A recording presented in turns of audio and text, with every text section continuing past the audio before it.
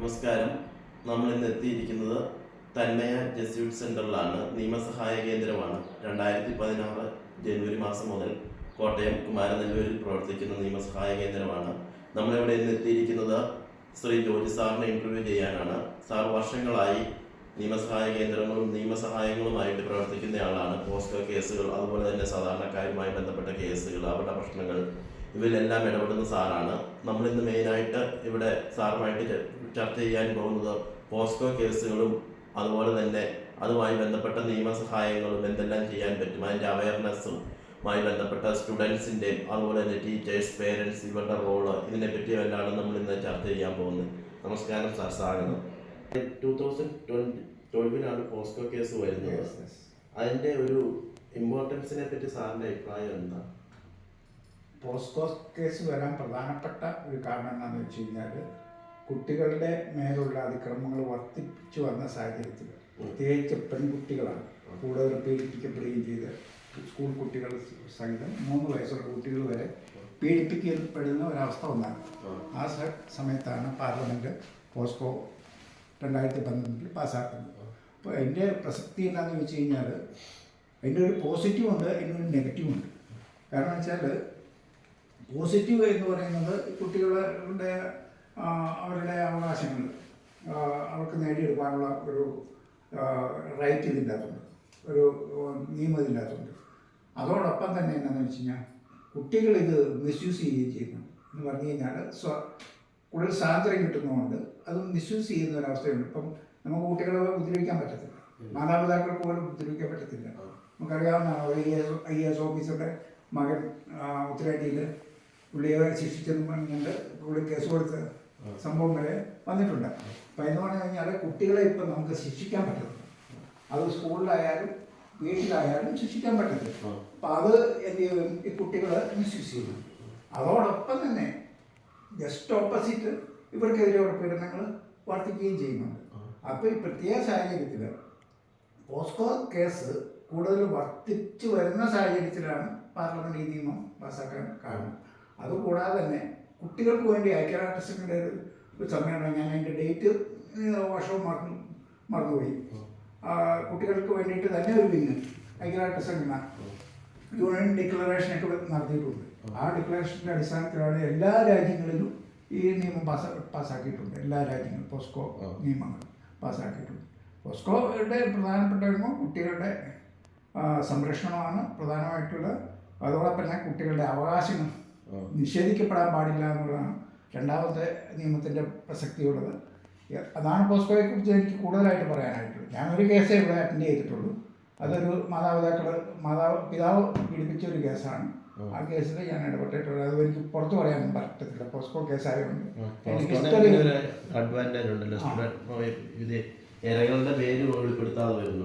വെളിപ്പെടുത്താൻ പാടില്ല എന്നാണ് നിയമം. അപ്പം ആ ഫാമിലിയെ വെളിപ്പെടുത്താൻ പാടില്ല. അപ്പം അങ്ങനെ ഉള്ളതുകൊണ്ട് എനിക്കത് വെളിപ്പെടുത്താൻ പറ്റത്തില്ല. പക്ഷെ ഞാൻ ഇടപെട്ട് അത്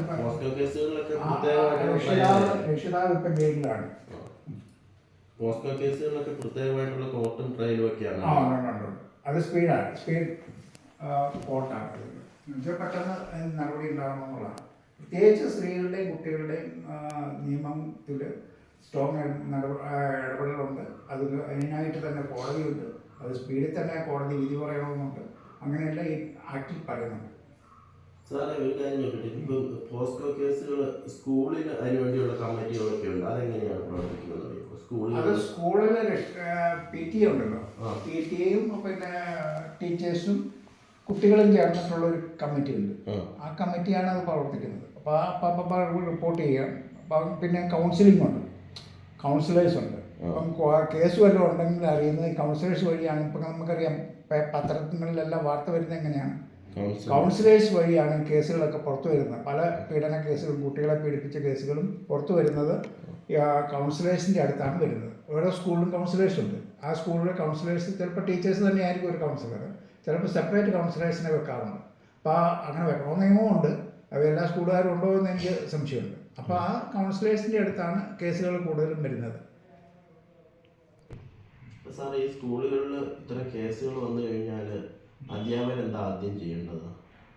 അത് രഹസ്യാത്മകതയുള്ളത് കൊണ്ട് അത് രഹസ്യമായി തന്നെ അതായത് പോലീസ് സ്റ്റേഷനിൽ വിവരം അറിയിക്കണമെന്നുണ്ട്. അത് പോലീസുകാരാണ് പിന്നെ രഹസ്യമായിട്ട് അത് കൈകാര്യം ചെയ്യുന്നത്. പോലീസ് ഡിപ്പാർട്ട്മെൻറ്റിൽ അത് വിവരം അറിയിക്കണം അപ്പം തന്നെ സ്കൂളുകാർ. എന്നിട്ട് പോലീസ് അത് രഹസ്യത്തോടുകൂടിയാണ് കേസ് കൈകാര്യം ചെയ്യുന്നത്. കുട്ടിയെ ഒരിക്കലും വെളിപ്പെടുത്താൻ പാടില്ല എന്നുള്ള അത് സ്ത്രീകളുടെ കാര്യത്തിലും അതെയാണ്, കുട്ടികളുടെ കാര്യത്തിലും അതെ. അവരുടെ പേര് വെളിപ്പെടുത്താനോ അവരെ വെളിപ്പെടുത്താനോ പാടില്ല എന്നുള്ളത് അത് ശിക്ഷാർഹമാണ്. അതാണ് അതിൻ്റെ അകത്ത്. അപ്പം തന്നെ അറിയിക്കണമെന്നാണ്. ഓൺ ദ നിമിഷം ഒരു കേസ് വന്നില്ലേ, ലേറ്റായിട്ടാണ് അറിയിച്ചത് സ്കൂളുകാർ. കാരണം സ്കൂളുകാർ മൂടി വെച്ചു. കാരണം സ്കൂളിന് പേര് മോശം വരില്ല എന്ന് പറഞ്ഞതുപോലെ നിയമം അനുസരിച്ചാണെങ്കിൽ ആ സ്കൂളുകാർക്കുള്ള വിശദീകരണം ചോദിച്ച് നമ്മൾ പേപ്പറിലൊക്കെ കണ്ടാൽ. അപ്പം അതുകൊണ്ട് സ്കൂളുകാരെ സംബന്ധിച്ചിടത്തോളം അവിടെ ഒരു ഇഷ്യൂ നടന്നിട്ടുണ്ടെങ്കിൽ ആ ഓൺ ദ സ്പോട്ടിൽ ആ വിവരം അതായത് പോലീസ് സ്റ്റേഷനിൽ അറിയിക്കണം. അല്ലെങ്കിൽ ചൈൽഡ് ലൈൻകാരെ അറിയിക്കണം. മെയിൻലി ഈ രണ്ട് ഇതുള്ളത്. അടുത്ത സ്റ്റേഷൻ ഉണ്ടെങ്കിൽ സ്റ്റേഷൻ, അല്ല ചൈൽഡ് ലൈനിനെ അറിയിക്കണം. പക്ഷെ ഇത്രയും ഇങ്ങനെ നിയമങ്ങളും സംവിധാനങ്ങളും ഒക്കെ സ്ട്രോങ് ആകുമ്പോഴും ഇങ്ങനെ കേസുകൾ കൂടി വരാനുള്ള കാരണം എന്താണ്? അതെന്നാന്ന് ചോദിച്ചതിൻ്റെ പ്രധാനപ്പെട്ട കാര്യം ഞാൻ പറയുകയാണെങ്കിൽ മാതാപിതാക്കളിലുള്ള അവയർനെസ്സിൻ്റെ കുറവും അതോടൊപ്പം തന്നെ കുട്ടികളിലുള്ള നമ്മുടെ നിയന്ത്രണം കുറയുകയും ചെയ്യുന്ന ഒരു ഉദാഹരണം ഞാൻ പറയാം. ഇപ്പം നമുക്കറിയാം നമ്മുടെ വീടുകളിൽ ഭൂരിപക്ഷം രക്ഷിതാക്കളും വിദേശത്താണ് അല്ലേ. വിദേശത്താണ് കുട്ടികൾക്ക് ചെറുപ്പത്തിലേ കിട്ടുന്ന ലാളനയും പരിലാളനയും സെക്യൂരിറ്റിയും ഒന്നും മാതാപിതാക്കൾ പേരൻറ്റിങ് എന്ന് പറയും. ആ പേരൻറ്റിങ് കിട്ടാതെ വരുമ്പോൾ അവർക്ക് പേഴ്സണാലിറ്റി ഡിഫക്ട്സ് ഉണ്ടാകും. കാരണം അത് അമ്മമാരിൽ നിന്ന് കിട്ടുന്ന ചിലപ്പോൾ മുല പോലും കുടിക്കേണ്ടത് പറയുന്നത് 3 വയസ്സ് വരെയെങ്കിലും കുട്ടിക്ക് മുല കൊടുക്കണമെന്നാണ്. ആ മുല കൊടുക്കുന്നതെന്ന് പറയുമ്പോൾ പാൽ കുടിക്കുന്നത് മാത്രമല്ല, അതിൻ്റെ അകത്തൊരു വൈകാരികതയും ഒരു മെൻ്റൽ സെക്യൂരിറ്റിയുടെയും അംശമുണ്ട്.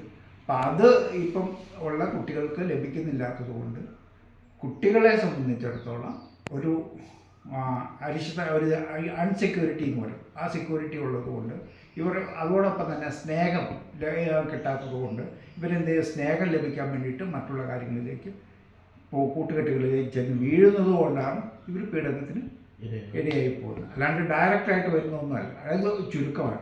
പല കുട്ടികളും പോയി വീഴുന്നതാണ്, അല്ലാണ്ട് ഡയറക്റ്റായിട്ട് വീഴുന്നത് കുറവാണ്. കൂട്ടുകെട്ടിൽപ്പെടും. കാരണം ആ സ്നേഹം കിട്ടാൻ വേണ്ടിയിട്ട് നമുക്കറിയാവുന്നതല്ലേ. ഇപ്പം ഞങ്ങളെ ഒരു അച്ഛൻ പറഞ്ഞ പോലെ തന്നെ ഒരു അച്ഛൻ അവരപ്പൻ അമേരിക്കയിൽ നിന്ന് വന്നു. കുട്ടി 17 വയസ്സേ ഉള്ളൂ. കുട്ടിക്ക് 1,80,000 രൂപയുടെ ബൈക്ക് മേടിച്ചു കൊടുക്കാനും വെഞ്ചരിക്കാൻ നിന്നു. വെഞ്ചരിക്കാൻ വന്നപ്പോൾ അച്ഛൻ പറഞ്ഞു, ചേട്ടാ ഇത് ഇത്ര പൈസൻ്റെ ഒരു ലൈസൻസ് ഒന്നുമില്ലല്ലോ, എന്തിനായിരുന്നു ഇപ്പം മേടിച്ചു കൊടുക്കുന്നത്? അപ്പം അച്ഛനോട് പറഞ്ഞത് അച്ഛനതറിയേണ്ട ആവശ്യമില്ല, ഇത്തിരി വെഞ്ചരിച്ച് തരാൻ പറ്റില്ല. ഇല്ല, ഞാൻ ബിഷപ്പിനെ കൊണ്ട് അച്ഛൻ പ്രസംഗിച്ചപ്പോൾ പറഞ്ഞ ബിഷപ്പിനെ കൊണ്ട് ഞാൻ വെഞ്ചരിപ്പിച്ചോളാം എന്ന് പറഞ്ഞു കഴിഞ്ഞാൽ എന്താണ്, കുട്ടികളെ സംബന്ധിച്ചോളം അമിത ലാളനക്കുറവും അവരുടെ പേഴ്സണാലിറ്റിയെ ബാധിക്കും. ആ ബാധിക്കുന്നത് കൊണ്ട് മാത്രമാണ് പേഴ്സണാലിറ്റി ഡിഫക്റ്റിൻ്റെ ഭാഗമായിട്ട് മറ്റു കൂട്ടുകെട്ടുകളിൽ പോയി വീഴും. ആ വീഴുന്ന സാഹചര്യത്തിലാണ് പലപ്പോഴും ആൺകുട്ടികളായാലും പെൺകുട്ടികളായാലും ഇപ്പോൾ പീഡിപ്പിക്കപ്പെടുന്നുണ്ട്. അപ്പോൾ ആ പീഡനത്തിലേക്ക് അവർ വഴുതി വീഴാൻ കാരണം ഇതൊക്കെയാണ്. പോസ്കോ കേസുകൾ പലപ്പോഴും കേസുകൾ പ്രോപ്പറായിട്ട് റിപ്പോർട്ട് ചെയ്യപ്പെടുന്നില്ല, അതുകൊണ്ട് ഇരകൾക്ക് നീതി കിട്ടുന്നില്ല എന്ന് പറയുന്നുണ്ട്. പലപ്പോഴും സംഭവിക്കുന്നതിൻ്റെ പല കേസുകളും റിപ്പോർട്ട് ചെയ്യാതെ വരുന്നുണ്ട്. അതിൻ്റെ പ്രധാനപ്പെട്ട കാരണം എന്താണെന്ന് ഒന്ന് എന്ന് പറയുന്നത് പേരൻസ് ഇത് മൂടി വെക്കുന്ന ഒരവസ്ഥയാണ്. എന്നു ചോദിച്ചു കഴിഞ്ഞാൽ ഈ കുട്ടി ഇപ്പോൾ പെൺകുട്ടിയാണെങ്കിലും ആൺകുട്ടിയാണെങ്കിലും ഇത് അറിഞ്ഞു കഴിഞ്ഞാൽ സമൂഹം ഇവരെ എങ്ങനെ വിലയിരുത്തും എന്നൊരു അഭിമാനത്തിൻ്റെയോ കാഴ്ചപ്പാടിൽ ഇവർ മൂടി വെക്കും. ഒന്ന്, അതുകൊണ്ട് നീതി കിട്ടാതെ പോകുന്നു. രണ്ടാമത്തെ സ്കൂളുകാരെന്ന് പറഞ്ഞാൽ സ്കൂളിൽ നിന്നൊരു ഇഷ്യൂ വന്നു കഴിഞ്ഞാൽ ആ സ്കൂളിനെ സംബന്ധിച്ചിടത്തോളം ഒരു ക്ഷീണം ഉണ്ടാക്കില്ല. അപ്പം അതുകൊണ്ട് എന്ത് ചെയ്യും, സ്കൂളുകാർ കഴിവതും ഇത് മൂടി ഒതുക്കി തീർക്കും. പിന്നെ മൂന്നാമത്തെ എന്ന് പറയുന്നത് രാഷ്ട്രീയ ഇടപെടലുകൾ. അപ്പം അങ്ങനെ വരുമ്പോൾ രാഷ്ട്രീയ ഇടപെടലുകളൊക്കെ ഇതിനെ ബാധിക്കുക. ഏത് നിയമത്തെയാണെങ്കിലും ഉണ്ടല്ലോ, ആ നിയമം പൂർണ്ണമായിട്ട് നടക്കണമെന്നുണ്ടെങ്കിൽ 4 ബോധങ്ങൾ വരും നമുക്ക്. 1 നിയമബോധം, 2 അവകാശബോധം, 3 പൗരബോധം, 4 നീതിബോധം. ഈ 3 ബോധങ്ങൾ നമുക്കുണ്ടെങ്കിൽ, ഓരോ വ്യക്തിക്കും ഉണ്ടെങ്കിൽ മാത്രമേ നീതിപൂർവമായിട്ടുള്ള ഒരു സമൂഹം ഇവിടെ സൃഷ്ടിക്കപ്പെടത്തുള്ളൂ. അതില്ലാത്തതാണ് ഇല്ലാത്ത കുഴപ്പം. നിയമത്തെക്കുറിച്ച് നമുക്കൊന്നും അറിയത്തില്ല, നിയമത്തെക്കുറിച്ച് നമ്മൾ പഠിക്കുന്നുമില്ല. അതുപോലെ അവകാശം, നമ്മളിപ്പോൾ നമുക്ക് കിട്ടേണ്ട അവകാശമാണെന്നുള്ളൊരു ബോധ്യമില്ല, അവതാരികമായിട്ടാണ് കാണുന്നത്. ഇപ്പം അവകാശമായിട്ട് കാണും. അതുപോലെ തന്നെ നീതിബോധമില്ല. അതായത് എന്നെപ്പോലെയുള്ള മറ്റവരും ജീവിക്കണം, ഒരേപോലെ ജീവിക്കണമെന്നുള്ളൊരു നീതിബോധം നമ്മുടെ ഇടയില്ല. അതിലൂടെ ഒരു പൗരബോധവും ഇല്ല. ഒരു പൗരൻ മറ്റൊരു പൗരന് ചെയ്തു കൊടുക്കേണ്ട, റെസ്പെക്റ്റ് ചെയ്യേണ്ട, അല്ലെങ്കിൽ ഒരു പൗരൻ എന്ന നിലയ്ക്ക് ഈ രാജ്യത്തിനോടും ഈ സമൂഹത്തിനോടും ഈ വ്യക്തികളോടും ചെയ്യേണ്ട കടമകൾ എന്താണെന്ന് ബോധ്യമില്ലാത്തത് കൊണ്ടാണ് ഇങ്ങനെയുള്ള അനീതികൾ ഈ സമൂഹത്തിൽ വർദ്ധിച്ചു വരുന്നതിൻ്റെ പ്രധാനപ്പെട്ട. കുട്ടികളുടെ കേസുകളൊക്കെ വന്ന് ഈ അടുത്ത നാളുകളിലല്ലേ പോസ്കോ കേസൊക്കെ വന്നത്. കഴിഞ്ഞ കാലങ്ങളിലൊന്നും ഇല്ലായിരുന്നല്ലോ. അവിടെ ഒരു ചിട്ടൻ ക്രമമൊക്കെ ഉണ്ടായിരുന്നു, ഒരു ആത്മീയതയൊക്കെ ഉണ്ടായിരുന്നു. ഇപ്പം അതൊന്നും ഇല്ല. എല്ലാവരും വിദേശത്ത് ജോലിക്ക് പോകുന്ന കാശുണ്ടായിരുന്നു. മക്കൾ ചിലപ്പം താഴെയുള്ള അമ്മമാരുടെ കൂടെ അമ്മമാരുടെ കൂടെ ആയിരിക്കും, അല്ലെങ്കിൽ മറ്റുള്ള ഹോസ്റ്റലുകളിലായിരിക്കാം. അവിടെയൊക്കെ ചെറുപ്പത്തിലെ ഊട്ടി കൊണ്ടുവിട്ട് കുട്ടികളെ എനിക്കറിയാം. എന്നിട്ട് വഴിയിൽ പോയ കുട്ടികളെ എനിക്കറിയാം. ഇപ്പം എന്ന് പറഞ്ഞാൽ ചെറുപ്പത്തിലെ കൊണ്ട് ഒരു 5 വയസ്സാകുമ്പോഴേ കൊണ്ട് ഹോസ്റ്റലിൽ കൊണ്ടാക്കിക്കും, പൈസ കൊടുത്തേക്കും, അവിടെ നിന്ന് പഠിക്കും. പക്ഷേ ഒരു കുട്ടിക്ക് കിട്ടേണ്ട ആളിന് കിട്ടുന്നില്ല എന്നുള്ളതാണ് ഞാൻ പറയുന്നത്. ഇപ്പം ഇന്നത്തെ തലമുറയിലുള്ള അല്ലെങ്കിൽ ന്യൂ ജനറേഷനിലുള്ള കുട്ടികളെല്ലാം മദ്യത്തിനും മയക്കുമരുന്നിനും ഒക്കെ പോകുന്നതിന് പ്രധാനപ്പെട്ട കാരണം അവരുടെ അസ്വസ്ഥത കൊണ്ടാണ്, മാനസിക അസ്വസ്ഥത കൊണ്ടാണ്, അവർക്ക് ഷെയർ ചെയ്യാൻ ആരുമില്ലാത്തത് കൊണ്ടാണ്. അപ്പോൾ കമ്പനി കിട്ടുമ്പോൾ ആ കൂടെ ഇങ്ങ് പോകും. അതുകൊണ്ടാണ് ഇവിടെ പോസ്കോ കേസുകളും മറ്റ് കുട്ടികൾക്കെതിരെയുള്ള കേസുകളും അതോടൊപ്പം തന്നെ ഈ സ്ത്രീകൾക്കെതിരെയുള്ള അതിക്രമങ്ങളും മറ്റ് കൊലപാതകങ്ങളും വർദ്ധിച്ചു വരുന്നതിൻ്റെ കാരണം മൂല്യച്യുതി, സ്നേഹച്യുതി എന്നൊക്കെ ഞാൻ പറയും. സ്നേഹം ലഭിക്കാതെ വരുമ്പോഴാണ്. അപ്പം അതുകൊണ്ട് നമ്മൾ പിന്നെ നിങ്ങൾ അധ്യാപകരാകാൻ പോകുന്നവരാണ്. ഇപ്പോൾ ഒരു അധ്യാപകനാണ് ഒരു കുട്ടിയെ ഡെവലപ്പ് ചെയ്തെടുക്കാൻ പറ്റുന്ന ഏറ്റവും വലിയ ഉപകരണം എന്ന് പറഞ്ഞാൽ, ഇറ്റ് ഈസ് മൈ എക്സ്പീരിയൻസ്. എൻ്റെ എക്സ്പീരിയൻസിൽ ഞാൻ 10ാം ക്ലാസ്സിൽ പഠിക്കുമ്പോൾ KK ആൻ്റണി മാഷ് സാറ് ഞങ്ങളുടെ അടുത്ത് 8ാം ക്ലാസ്സിലെ ക്ലാസ് തുറന്ന ആ ആഴ്ചയിൽ എന്ന് ഞങ്ങളോട് പറഞ്ഞു, ടേക്ക് പീസ് ഓഫ് പേപ്പർ, ഒരു പേപ്പർ എടുക്കുക, അതിൽ നിങ്ങൾ ആരാകാൻ ആഗ്രഹിക്കുന്നത് എഴുതാൻ. അങ്ങനെ ഞങ്ങൾ 82 കുട്ടികളുണ്ടായിരുന്നു ആ കാലഘട്ടത്തിൽ. ഈ 82 കുട്ടികളെ എഴുതി. ഓരോ കുട്ടിയെയും വിളിച്ച് ഒരാഴ്ച എടുത്തു. എന്നിട്ട് ആരാകണം ആഗ്രഹിക്കുന്നത് അതിന് ഉചിതമായ സന്ദേശമോ അല്ലെങ്കിൽ ഡയറക്ഷനോ ആ പേപ്പറിന് മറുവശത്ത് എഴുതി കൊടുക്കുമായിരുന്നു. ഇപ്പം ഞാൻ സാമൂഹ്യ പ്രവർത്തന രംഗത്തേക്ക് വരാൻ കാരണം ആ മാഷാണ്. ആ മാഷ എഴുതി തന്ന ഒരു സെൻറ്റൻസ് ഉണ്ട് അന്ന് 8ാം ക്ലാസ്സിൽ മനസ്സിൽ കുറിച്ചിട്ട്, ഞാൻ ഒരിക്കലും ഈ ലോകത്തിലേക്ക് കടന്നു വരികയുള്ളൂ, സഹജീവികൾക്ക് ചെയ്യുവാനുള്ള നന്മ ഇപ്പോൾ തന്നെ ചെയ്യട്ടെ, അത് വീണ്ടും വയ്ക്കുവാനോ പിന്നത്തേക്ക് മാറ്റി വയ്ക്കാനോ സാധ്യമല്ല, കാരണം ഞാൻ വീണ്ടും ഈ വഴിവെറ്റില്ല. ഞാൻ അതിൻ്റെ അകത്ത് എഴുതിയിരുന്നത് ഞാൻ സമൂഹത്തിന് നന്മ ചെയ്യാൻ ആഗ്രഹിക്കുന്നു എന്നാണ്. ഈ പോസ്കോ കേസുകളിൽ പലപ്പോഴും സ്റ്റുഡൻസിന് അല്ലെങ്കിൽ കുട്ടികൾക്ക് 14 വയസ്സ് അല്ലെങ്കിൽ 18 വയസ്സ് താഴെയുള്ള പിള്ളേർക്ക് ഇതിനെപ്പറ്റി ഒരു അവയർനെസ് ഇല്ല എന്ന് പറയുന്നതിൽ എന്തെങ്കിലും വാസ്തവമുണ്ട്? അതായത് പലപ്പോഴും അവർക്ക് അവരെ ഒരു പോസ്കോ അല്ലെങ്കിൽ അവർക്കൊരു പീഡനം അല്ലെങ്കിൽ ഒരു അബ്യൂസാണ് നടന്നതെന്നുള്ളത് അവർക്ക് പലപ്പോഴും മനസ്സിലാകാതെ പോകുന്നുണ്ട്. അതിൽ അത് പറഞ്ഞു കൊടുക്കുന്നതിന് വീട്ടിൽ പേരൻസിനും ടീച്ചേഴ്സിനും വരാറുണ്ട് പലപ്പോഴും. അതിലെന്തെങ്കിലും വാസ്തവമുണ്ടോ? അതായത് പോസ്കോ കേസ് എന്താണെന്ന് കുട്ടികൾക്ക് അറിയാം. കുട്ടികളോട് പറഞ്ഞ് മനസ്സിലാക്കുന്നുണ്ട്.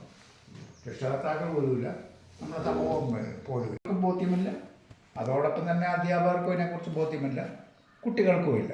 കുട്ടികൾ എവിടെയെന്ന് ചോദിച്ചു കഴിഞ്ഞാൽ ഇപ്പം ഇങ്ങനെ ഒരു അബ്യൂസിങ് നടന്നിട്ടുണ്ടെങ്കിൽ അത് മറ്റുള്ളവർ അറിയില്ലോ എന്ന് വിചാരിച്ച് പേടിച്ച് നടക്കും. പക്ഷേ ഈ നിയമത്തിൻ്റെ ഒരു പ്രത്യേകത എന്താണെന്ന് വെച്ച് കഴിഞ്ഞാൽ, ഈ നിയമത്തിൽ ഈ കുട്ടികളുടെ ഇഷ്യൂ വരികയാണെങ്കിൽ, ഇങ്ങനെ ഒരു പീഡന കേസ് വരുവാണെങ്കിൽ അത് രഹസ്യാത്മകതയുള്ളതുകൊണ്ട് ഒന്നെങ്കിൽ സ്കൂളിലെ ടീച്ചറെ അല്ലെങ്കിൽ അവിടെ കൗൺസിലറെ വിവരം അറിയിക്കാം, അല്ല ചൈൽഡ് ലൈനെ അറിയിച്ച് കഴിഞ്ഞാൽ ചൈൽഡ് ലൈൻ പഠന സിലബസിൽ ഞാൻ പറയുകയാണെങ്കിൽ 1ാം ക്ലാസ് മുതൽ ഇങ്ങോട്ട് നിയമത്തെക്കുറിച്ച് ഒരു സിലബസ് ഉണ്ടാകും. ആ സിലബസ് ഉണ്ടായാൽ മാത്രമേ ശരിക്കും 4 ബോധങ്ങളുണ്ടാവും ഒരു വ്യക്തിക്ക്. 1 നിയമബോധം, 2 അവകാശബോധം, 3 നീതിബോധം, അതിലൂടെ പൗരബോധം. ഈ 4 ബോധ്യം ഓരോരുത്തർക്കും ഉണ്ടായാൽ മാത്രമേ ഒരു സമൂഹത്തിൽ നീതിപൂർവമായ പ്രവർത്തനങ്ങൾ നടക്കുകയുള്ളൂ. ഒരു പൗരൻ്റെ ധർമ്മം എന്താണെന്ന് ആ പൗരൻ അറിഞ്ഞാൽ മാത്രമേ ആ രാഷ്ട്രത്തോടും സമൂഹത്തോടും കുടുംബത്തോടും നമ്മുടെ സ്കൂളിലോടും ഉള്ള ആ ധർമ്മം നിർവഹിക്കാൻ പറ്റത്തുള്ളൂ. അപ്പം ആ ഒരു ബോധ്യമില്ലാത്തത് കൊണ്ടാണ് ശരിക്കും ഈ പോസ്കോ കേസുകളൊക്കെ വരുന്നത്. ചെറുപ്പം മുതലേ കുട്ടികൾക്ക് നിയമാവബോധ ക്ലാസ്സുകളും സെമിനാറുകളും എല്ലാം സംഘടിപ്പിക്കേണ്ടതാണ്. പ്രത്യേകിച്ച് PTA ഒക്കെ ഉണ്ട്. PTA എന്ന് പറഞ്ഞാൽ എന്തെങ്കിലും ഒരു തീരുമാനം എടുക്കാൻ വേണ്ടി മാത്രം വിളിച്ചു കൂട്ടുന്നല്ലാണ്ട് PTA പേരൻസിന് വേണ്ടിയിട്ട് എന്ത് അവയർനെസ്സാണ് സ്കൂളുകളിൽ കൊടുക്കുന്നത്? ഒരു അവയർനെസ് ക്ലാസ്സുകൾ കൊടുക്കുന്നില്ല. കുട്ടികൾക്ക് കൊടുക്കേണ്ട പഠിക്കുന്ന ഫീസ് കൊടുക്കേണ്ട കാര്യങ്ങൾ പറയുന്നതല്ലാണ്ട്, അല്ലെങ്കിൽ കുട്ടികൾ പഠിക്കുന്നില്ല എന്നുള്ള കാര്യം പറയുന്നതല്ലാണ്ട്, കുട്ടികളുടെ ഭാവിയിലേക്കുള്ള വളർച്ചയ്ക്ക് ഉതകുന്ന വിധത്തിലുള്ള ഒരു അവയർനെസ് ക്ലാസ്സുകളും ഒരു സ്കൂളിലും നടക്കുന്നില്ല എന്നുള്ളതാണ് സത്യം. ഇപ്പം പോസ്കോ നിയമത്തെക്കുറിച്ച് എത്ര സ്കൂളുകളിൽ നമ്മൾ അവയർനെസ് കൊടുത്തിട്ടുണ്ടെന്ന് ചോദിച്ചാൽ ഒരിടത്തും ഇല്ല, കൊടുത്തിട്ടില്ല. അപ്പോൾ അങ്ങനെയുള്ള അവയർനെസ് ക്ലാസ് കൊടുക്കാൻ സംവിധാനങ്ങൾ ഇന്നിവിടെയുണ്ട്. ഇപ്പോൾ ആൾക്കാരെ വിളിച്ചാൽ എടുക്കും. ഡിസ്ട്രിക്ട് ലീഗൽ സർവീസ് അതോറിറ്റി അറിയിച്ചു കഴിഞ്ഞാൽ അവർ ആൾക്കാരെ വിട്ട് ക്ലാസ് എടുക്കാനായിട്ടുള്ള ആളുകളെ കിട്ടും. അതോടൊപ്പം തന്നെ ചൈൽഡ് ലൈനുമായിട്ട് ബന്ധപ്പെട്ട് കഴിഞ്ഞാൽ ക്ലാസ് എടുക്കാനുള്ള ആളുകളെ കിട്ടും. പക്ഷേ ഇതൊന്നും നമ്മുടെ സ്കൂളുകളിനെ സംബന്ധിച്ചിടത്തോളം നമ്മുടെ സ്കൂളിലും നമ്മുടെ രക്ഷിതാക്കളിലുള്ള ഒരു ഏക ലക്ഷ്യതയേ ഉള്ളൂ, എൻ്റെ കുട്ടി A+ മേടിക്കണം, പഠിച്ച് ജോലി മേടിക്കണം എന്നുള്ളതല്ലാണ്ട് ആ കുട്ടിയുടെ വളർച്ചയ്ക്ക്, ഒരു വ്യക്തി എന്ന നിലയ്ക്ക് വളർച്ചയ്ക്ക് വേണ്ടിയിട്ട് ഉതകുന്ന ഒരു പ്രവർത്തനവും പേരൻസിൻ്റെ ഭാഗത്തുനിന്നോ സ്കൂളിൻ്റെ ഭാഗത്തുനിന്നോ ഉണ്ടാകുന്നു. ഒരു വ്യക്തി എന്ന നിലയ്ക്ക് മുന്നോട്ട് പോകാൻ വേണ്ടിയിട്ടുള്ള അവനാവശ്യമായിട്ടുള്ള കാര്യങ്ങൾ എന്താണെന്ന് ബോധ്യപ്പെടുത്തി കൊടുക്കാനോ തയ്യാറാകുന്നില്ല എന്നുള്ളതാണ്. ഇപ്പം നമുക്കറിയാം, പഠിക്കണമെന്ന് പറയുകയാണ്. ഞങ്ങൾക്ക് പഠിക്കണമെന്നാരും പറയില്ല നമ്മളോട്. നമ്മൾ പഠിക്കുക. ട്യൂഷന് നമ്മുടെ ചെറുപ്പത്തിലൊന്നും ട്യൂഷനൊന്നുമില്ല. ഞാൻ ട്യൂഷനൊന്നും പോയിട്ടില്ല. ഇല്ല. ഇപ്പോൾ എന്താണ്, വെളുപ്പിനെ തന്നെ ട്യൂഷന് പോകും. 7 മണിക്ക് ട്യൂഷന് പോയിട്ടാണ് സ്കൂളിൽ പോകുന്നത്. വൈകുന്നേരം തിരിച്ചു വന്നാൽ ട്യൂഷന് പോയിട്ടാണ്. അപ്പം സ്ട്രെസ്സാണ്. ഈ സ്ട്രെസ്സ് വരുന്നതുകൊണ്ട് ഈ സ്ട്രെസ്സിനെ റിലീസ് ചെയ്യാൻ വേണ്ടിയിട്ടുള്ള സംവിധാനങ്ങളൊന്നും ഈ കുട്ടികൾക്ക്. സ്കൂളിൽ നിന്ന് പഠിക്കണമെന്നുള്ള സ്ട്രെസ് വരുന്നു. വീട്ടിൽ വന്നു കഴിഞ്ഞാൽ മാതാപിതാക്കൾ പറയും പഠിക്കണമെന്ന് പറയുന്ന സ്ട്രെസ് വരുന്നു. അപ്പോൾ ആ സ്ട്രെസ് വരുമ്പോൾ ഈ കുട്ടിക്ക് റിലീസ് ചെയ്യാൻ വേണ്ടിയിട്ടുള്ള ഓരോ സംവിധാനങ്ങളും അതിനുള്ള നടപടിക്രമങ്ങളോ ഒന്നും ഇവിടെയില്ല. അങ്ങനെ വരുമ്പോഴാണ് ഇവർ ലഹരിക്കും മറ്റുള്ള കാര്യങ്ങളിലേക്കുമൊക്കെ പോകുന്നത്. കൂട്ടുകൾ, ഞാൻ ആദ്യം പറഞ്ഞതുപോലെ തന്നെ മറ്റു കൂട്ടുകളിൽ പോയി ഈ പീഡനത്തിന് ഇരയായി പോകുന്നത് ഡയറക്റ്റായിട്ട് ഇരയായി പോകുന്നതല്ല, ഇങ്ങനെയുള്ള ഗ്രൂപ്പിൽ പോയിട്ട് ഇരയായി പോകുന്നതാണ്. അല്ലാണ്ട് ഇങ്ങോട്ട് വന്ന് പീഡിപ്പിക്കുന്ന കേസുകൾ കുറവാണ്. പക്ഷേ ഗ്രൂപ്പുകളിൽ പല കൂട്ടുകെട്ടുകളിൽ പെട്ടിട്ടാണ് പല ആൺകുട്ടികളും പെൺകുട്ടികളും പീഡിപ്പിക്കപ്പെട്ടു പോകുന്നത്. അപ്പോൾ അതുകൊണ്ട് നമുക്ക് വേണ്ടത് നമ്മുടെ സ്കൂൾ സംവിധാനത്തിലും നമ്മുടെ സർക്കാരും ചെയ്യേണ്ട ഒരു കാര്യം എന്താണെന്ന് വെച്ചാൽ, നമ്മുടെ സ്കൂൾ സിലബസുകളിലെല്ലാം നിയമ അവബോധ ക്ലാസ്സുകൾ സംഘടിപ്പിക്കണം. അതിനുള്ള സിലബസ് ഉണ്ടാകണം. ഫണ്ടമെൻ്റലായി നമ്മുടെ ഭരണഘടന മുതൽ കാലാകാലങ്ങളിൽ സർക്കാർ നിർമ്മിച്ച ഓരോ നിയമങ്ങളെക്കുറിച്ചുള്ള ബോധ്യം ആ ഓരോ പ്രായത്തിനനുസരിച്ച് ആ കുട്ടികൾക്ക് നൽകാനായിട്ടുള്ള നടപടിക്രമം ഇവിടെ ഉണ്ടാകും. ആ നടപടിക്രമങ്ങൾ ഉണ്ടാകുമ്പോൾ മാത്രമേ ഇത് പൂർണ്ണമായിട്ടും നീതിബോധമുള്ള ഒരു സമൂഹമായിട്ട് മാറും. അല്ലാത്തത്തോളം കാലം ഇതിങ്ങനെ തുടർന്നുകൊണ്ടേ.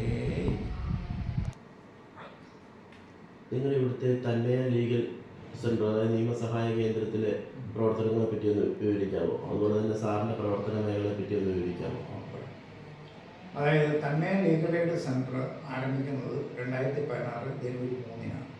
ഇത് തുടങ്ങാനായിട്ടുള്ള കാരണം ഇപ്പം നിങ്ങൾ ചോദിച്ച പോലെ തന്നെ പല ആളുകൾക്കും കിട്ടേണ്ട അവകാശങ്ങൾ കിട്ടാതെ വരികയും നിഷേധിക്കപ്പെടുകയും ഇതുപോലെയുള്ള കേസുകൾ വന്നു കഴിയുമ്പോൾ അതെങ്ങനെ പോകണം, എങ്ങനെ അത് നിർവഹിക്കപ്പെടണം എന്നുള്ളതിനെ കുറിച്ച് ആളുകൾക്ക് ബോധ്യമില്ലാത്തതുകൊണ്ട് നിയമ അവബോധം ഏറ്റവും പ്രധാനപ്പെട്ട ഒരു ലക്ഷ്യമാണ് തന്മയ ലീഗൽ എയ്ഡ് സെൻ്ററിന്.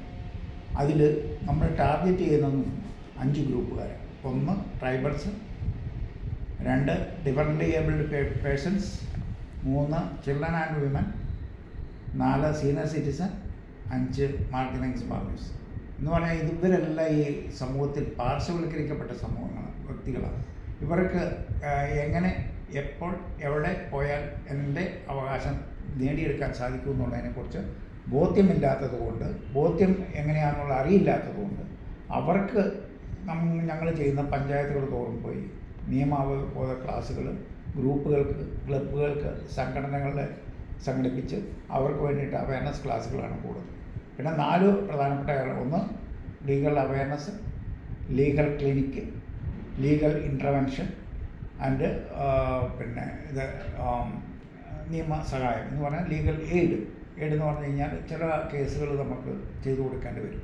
ആ സഹായം ചെയ്തു കൊടുക്കുന്നത് നമ്മൾ പാവപ്പെട്ട ആൾക്കാർ വന്നു കഴിഞ്ഞാൽ കേസ് നടത്താൻ അവരുടെ പൈസ ഒന്നും ഉണ്ടാവില്ല. അപ്പോൾ അതിനാണ് നമ്മൾ ഉപയോഗിക്കുന്ന ഡിസ്ട്രിക്ട് ലീഗൽ സർവീസ് അതോറിറ്റി ഉണ്ട്, ഹൈക്കോടതിയിലാണ് Kerala state legal service authority ഉണ്ട്, അതോടൊപ്പം തന്നെ താലൂക്ക് ലീഗൽ സർവീസ് അതോറിറ്റി ഉണ്ട്. അപ്പോൾ ഇവിടെയെല്ലാം നമുക്ക് വക്കീലന്മാരെ സൗജന്യമായിട്ട് വെച്ച് തരും. ആ വക്കീൽ ഫീസ് കൊടുക്കുന്ന സർക്കാരാണ്. അപ്പോൾ അങ്ങനെയുള്ള കേസുകൾ വരുമ്പോൾ നമ്മൾ ആ കേസുകൾ നടത്തി കൊടുക്കുവാനായിട്ട് സഹായിക്കും. ചുരുക്കി പറഞ്ഞാൽ നിയമ അവബോധമുള്ള സമൂഹത്തെ സൃഷ്ടിക്കുക എന്നുള്ളതാണ്, നിയമബോധവും നീതിബോധവുമുള്ള ഒരു സമൂഹ സൃഷ്ടിക്ക് രൂപം കൊടുക്കുക എന്നുള്ളതാണ് തന്മയ ലീഗൽ എയ്ഡ് സെൻ്ററിൻ്റെ ആത്യന്തികമായ ലക്ഷ്യം. ഇപ്പോൾ ഇത് 14 ജില്ലകളിൽ പ്രവർത്തിക്കുന്നുണ്ട്. ഒരു ദിവസം ഒരു 10 കേസുകളിലൂടെ നമ്മൾ ഇവിടുത്തെ ജില്ലയിൽ നിന്ന് വരാം. പല ലെവലുകളുണ്ട്, പല രീതിയിലുണ്ട്, പല ആളുകളിൽ നിന്നുള്ള വരുന്നുണ്ട്. അപ്പോൾ അതെല്ലാം നമ്മൾ ഇടപെട്ട്, അപ്പോൾ അതിൻ്റെ ഫയലുകളെല്ലാം ഈ കാണുന്നത് ഇടപെട്ട് അത് പരിഹരിച്ചു. 99% പരിഹരിച്ചു. അപ്പോൾ അതിന് പരാതികൾ കൊടുക്കണം. നിലവിലുള്ള നിയമങ്ങൾ ഉപയോഗിക്കും. വിവരാവകാശ നിയമമുണ്ട്, സേവനാവകാശ നിയമമുണ്ട്. അപ്പോൾ നമുക്ക് ഓരോ വിഭാഗക്കാർക്കുള്ള നിയമങ്ങളുണ്ട്. ആ നിയമത്തിൻ്റെ ബേസ് വെച്ചുകൊണ്ടുള്ള നടപടിക്രമമാണ്. നമ്മൾ ഒരിടത്ത് പോയി വേളം വെക്കുമോ, ഓരോ ഓഫീസിൽ പോയിട്ട് വേളം വെക്കുമോ ഒന്നുമില്ല. നമ്മൾ അതായത് കാലഘട്ടങ്ങളിൽ നിലനിൽക്കുന്ന നിയമങ്ങൾക്കനുസരിച്ച് ഓരോ വ്യക്തികൾക്കും കിട്ടേണ്ട അവകാശങ്ങൾക്ക് വേണ്ടിയിട്ട് ആ അവകാശം നേടിയെടുക്കാൻ വേണ്ടിയിട്ട് അവരോടൊപ്പം നിന്ന്, അവർക്ക് വേണ്ടിയിട്ട് അവരോടൊപ്പം നിന്ന് പ്രവർത്തിക്കുന്ന ഒരു പ്രസ്ഥാനമാണ്. ഇത്രയും നേരം ഈ പോസ്കോ കേസുകളും അതുപോലെ തന്നെ പോസ്കോ കേസുകൾ വന്നു കഴിഞ്ഞാൽ എന്ത് ചെയ്യണമെന്നും, അതുപോലെ തന്നെ വിദ്യാർത്ഥികൾ എന്ത് ചെയ്യണമെന്നും, അതുപോലെ തന്നെ ടീച്ചേഴ്സിനും അതുപോലെ തന്നെ പേരൻസിനും ഇതിനകത്തുള്ള റോള്, അതുപോലെ തന്നെ പോസ്കോയുടെ ഇമ്പോർട്ടൻസ്, ഇത്തരം കാര്യങ്ങളൊക്കെ ഞങ്ങളോട് സംസാരിച്ചതിന് ജോലി സാറിന് പ്രത്യേകമായി നന്ദി അർപ്പിക്കുന്നു.